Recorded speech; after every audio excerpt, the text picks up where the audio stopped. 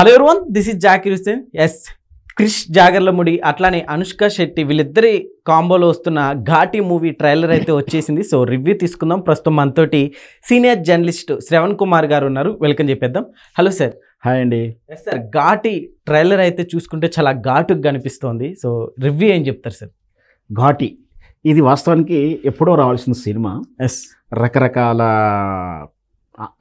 మన అంత అబ్జెక్షన్స్ అనుకోండి, ప్రాబ్లమ్స్, పెద్ద ప్రాబ్లమ్స్ ఏం కాదు, రకరకాల ఉంటాయి కదా, డిలేనెస్. సో కొంచెం డిలే అయిందని చెప్పాలి. దానికన్నా ముఖ్యంగా ఏంటంటే లేడీ ఓరియంటెడ్ అనుష్క అనే ప్రధాన పాత్రగా వస్తుంది. అంటే అనుష్క ఇదివరకు చేయలేని, కానీ ఈ ట్రెండ్ ఈ తరంలో ఆ రోజుల్లో విజయశాంతి అట్లా బాగా చేసిన, అరుంధతి లాంటి చిత్రం అనుష్క చేసిన, ఆ తర్వాత యాక్షన్తో కలుపుకొని వస్తున్నటువంటి చిత్రం అనుష్క శెట్టికి ఈ ఘాటి చిత్రం. అసలు ఘాటి అంటే ఏంటి అనేది కొంచెం అందరు కన్ఫ్యూజ్ కూడా. ఇది మల్టీ లాంగ్వేజ్, అంటే తమిళ్, కన్నడ, హిందీ కలిపి ఒకేసారి అన్ని భాషలు కలిపి చేస్తున్నారు. ఒక రకంగా పాన్ ఇండియా చిత్రం అని చెప్పొచ్చు. ఘాటి అంటే ఏంటంటే కొండ ప్రాంతాలలో సరుకుల్ని రవాణా చేయడం, ట్రాన్స్పోర్టేషన్ సిస్టమ్ని ఘాటి అంటారు. చేసేవాళ్ళని ఘాటీలు అని అంటారు. ముఖ్యంగా మన ఈ సౌత్లో మనకు ఆ కల్చర్ కానీ అది కనపడదు. నార్త్, ఈస్ట్, మన సెవెన్ సిస్టర్స్ అంటే అస్సాం, హిమాచల్ ప్రదేశ్ ఆ ప్రాంతాలలో ఎక్కువగా కనిపిస్తుంటుంది. గుట్టల హైట్ అంటే సముద్ర మట్టాల కన్నా ఎక్కువగా ఉన్న గుట్టల్లో మనం చూస్తున్న కేదార్నాథ్ అట్లాంటి విషయంలో. అయితే అక్కడ సరుకులను పైకి తీసుకెళ్ళడం కానీ, పైనుంచి కిందికి తీసుకురావడం కానీ, సో మనుషులే మోయడం కానీ, ఆ రోజుల్లో ఉన్నటువంటి ఎనిమల్స్ అంటే గాడిదలు కావచ్చు, గుర్రాలు కావచ్చు. దాని ద్వారా ముఖ్యంగా ఏంటంటే హిల్ స్టేషన్లో పంటలు, ముఖ్యంగా కాఫీ లాంటిది, అంటే మనం వ్యాపార ధోరణి వచ్చిన తర్వాత కాఫీ, తేయాకు ఇట్లాంటి ఎక్కువగా పండిస్తుంటారు. అంతకుముందు ఏంటంటే న్యాచురల్గా వచ్చే పండ్లు కానీ వాటిని తయారు చేసి ఉన్న వాటిని ట్రాన్స్పోర్ట్ చేసేవారని ఘాటీలు అంటారు. ఒక రకంగా వీళ్ళని లేబర్లు, అంటే మనం పదానికి వాడడానికి ఇష్టం అభ్యంతరం ఉన్నప్పటికీ ఒక తెగ, ఒక వర్గం వాళ్ళు మనం జనరల్గా చెప్పవచ్చు.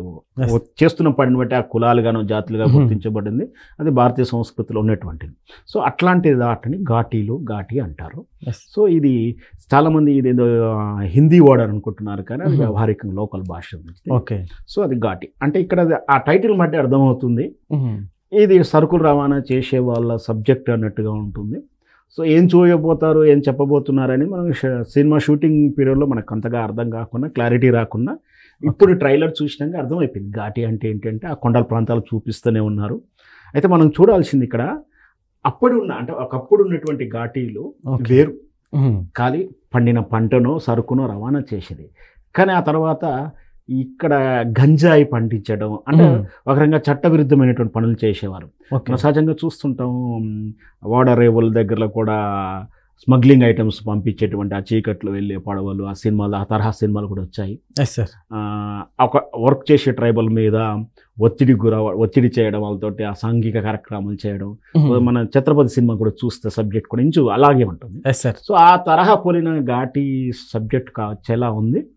దానికి మనం ఆ ట్రైలర్ ప్రకారం చూస్తే మన యాక్షన్ సీక్వెన్స్ ఖచ్చితంగా ఉంది. అంటే వాళ్ళు ఒక లేడీ, మనం విజయశాంతి గారిని అనుకున్న lady Amitabh Bachchan fighting sequence అరుంధతిలో చేసింది, కానీ పెద్ద ఫైటింగ్స్ అట్లాంటి ఏం లేదు. ఆ విద్యలున్న విలన్ సోను సూద్ చంపేటప్పుడు అట్లా ఉన్నదే, కానీ ఫుల్ యాక్షన్ చిత్రం ఉన్నదని చెప్పలేము. ఇప్పుడు చూసినటువంటి అనుష్క మాత్రం ఇలా ఫైటింగ్ ఉంది. అంటే ఆ ఘాటీల మీద జరిగే దాడి కానీ, వాళ్ళ మీద జరిగేటువంటి చట్టవిరుద్ధమైనటువంటి పనుల వల్ల చట్టం ఒకవైపు, రౌడీలు వీళ్ళంతా కూడా వాళ్ళని ఏ విధంగా విక్టమ్స్ అని కూడా మన ట్రైలర్లో చూస్తే విక్టమ్స్, లీడరు అని, విక్టమ్ అంటే బాధితులు, అంటే వాళ్ళంతా వాళ్ళ తరపున బహుశా వాళ్ళని ఏ విధంగా హింసించి వాళ్ళని చట్టానికి విరుద్ధమైన పనులు చేస్తూ వాళ్ళని ఏం చేస్తుందో వాళ్ళ తరపున బాధించబడి చివరికి తిరుగుబాటు చేస్తారు. ఛత్రపతిలో కూడా మనం అదే లైన్ చూస్తాం ఇంచుమించు. ఇప్పుడు అనుష్క గారి గెటప్ కూడా అంటే నేను ఏంటంటే ఛత్రపతిని కాపీ కొట్టాను, సేమ్ సబ్జెక్ట్ అని కాదు, కానీ మన ప్రేక్షకులకు అర్థం అవడానికి తిరగబడి ఉంటే మన అనుష్క వాళ్ళని ఎట్లా ఆట కట్టించింది, ఏం జరిగింది అనేది సబ్జెక్ట్ అలా ఉంది. చాలా అంటే మోషన్ క్యారీ చేసే సబ్జెక్టు, యాక్షన్ సీక్వెన్స్ ఉన్నాయి. అనుష్కకు నటన విషయంలో కానీ ఇట్లాంటి విషయంలో ప్రత్యేకంగా మనం చెప్పాల్సిన అవసరం లేదు. ఆమె 100కు 100%కు 10కు 10 పాయింట్స్ కూడా చేసిందని కూడా చెప్పవచ్చు.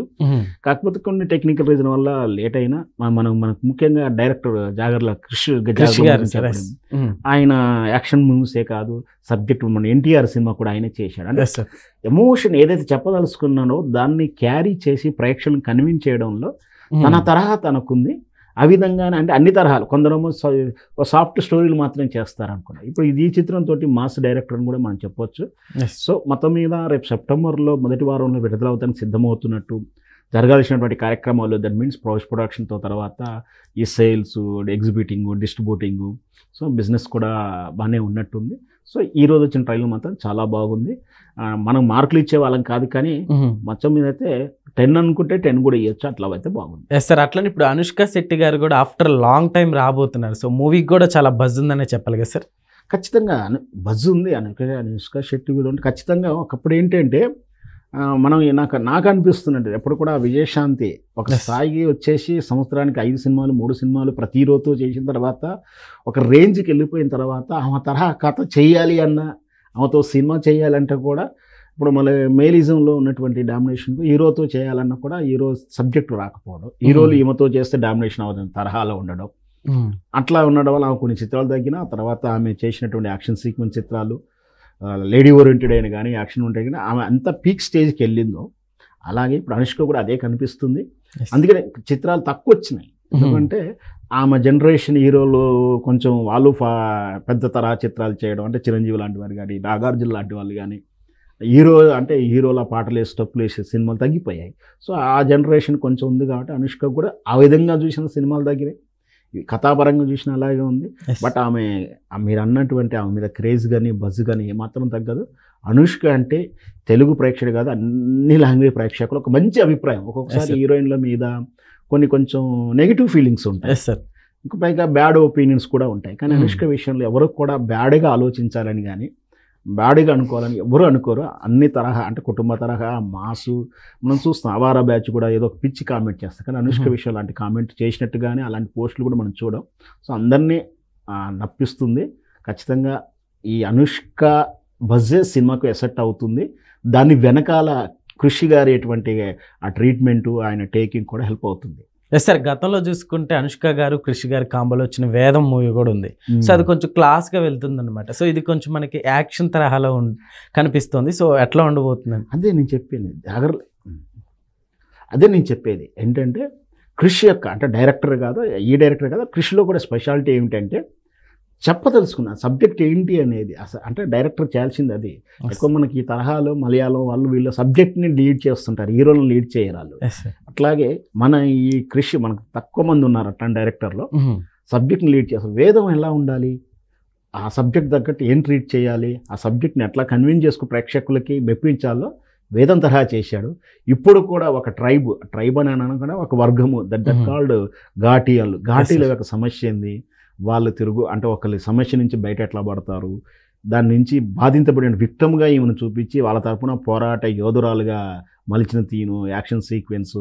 అంటే ఇక్కడ ఈయన ఆ తరహా చిత్రాలే కాకుండా ఏ తరహా అయినా సరే కన్విన్సిబుల్గా చెప్తాడనేది అయితే టేకింగ్లో అనిపిస్తుంది.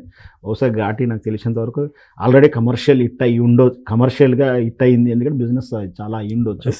సో ఖచ్చితంగా సినిమా రేపు తన రికార్డ్స్ అయితే క్రియేట్ చేస్తాం. Okay sir, thank you.